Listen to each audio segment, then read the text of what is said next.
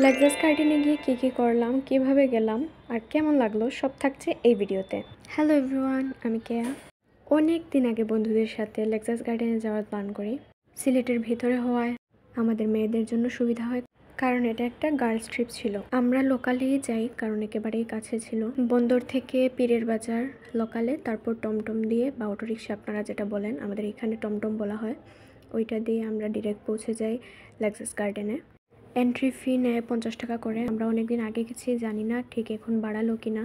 এটা হচ্ছে ঢোকার রাস্তাটা, এদিক দিয়েই ভিতরে ঢুকতে হয়।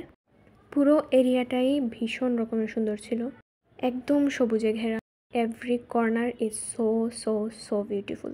আমরা গরমে ওই দিন খুবই অবস্থা খারাপ ছিল, কারণ ওই দিন প্রচুর রোদ ছিল। আমরা পুরো এরিয়াটা ঘুরে দেখি এই গরমেও। এদিক দিয়ে উপরে উঠতে হয়, খুব কষ্ট হয়েছে ভাই এদিকে উঠতে।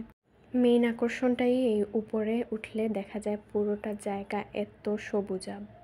অনেকেরই অনেক নেগেটিভ রিভিউ দেখেছি যে মন মতো হয় নাই, পছন্দ মতো হয় নাই, জায়গাটা অতটাও হাইপের না, কিন্তু আমার কাছে যথেষ্টই ভালো মনে হয়েছে। আমার যেটা মনে হয়েছে যে কাদের কাছে ভালো লাগেনি, যারা একটু দূর থেকে অনেক বেশি এক্সপেকটেশন নিয়ে চলে আসছে তাদের কাছে হয়তো বা ভালো লাগেনি। কিন্তু আমরা সিলেটে যারা আছি মোটামুটি একটা ভালোই জায়গা ঘোরার মতো। ফ্যামিলি বন্ধুবান্ধব নিয়ে আপনারা ইজিলি যেতে পারবেন। উপরে অনেকগুলা খাবারের স্টল আছে, মানে স্ন্যাক্স, আইসক্রিম এগুলো আর কি। দাম তুলনামূলকভাবে একটু বেশিই থাকবে, কারণ টুরিস্ট স্পটগুলো একটু বেশিই থাকে। আমরা দুপুরের দিকে যাই, আবার সন্ধ্যার ভেতর ব্যাক করি। সন্ধ্যার পর ওইখানে কেউ থাকেও না, আর থাকা উচিতও না।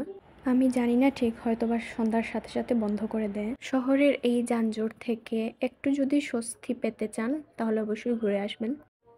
ওই যে দেখুন, দেখা যায় কি ওইদিকে আমরা উঠেছিলাম, কতটুক উপরে উঠেছিলাম আমরা সিঁড়ি বেয়ে। কারা কারা গিয়েছেন আর কারা কারা যান নাই অবশ্যই কমেন্ট করে জানাবেন। আজকের মতো এখানেই, টাটা।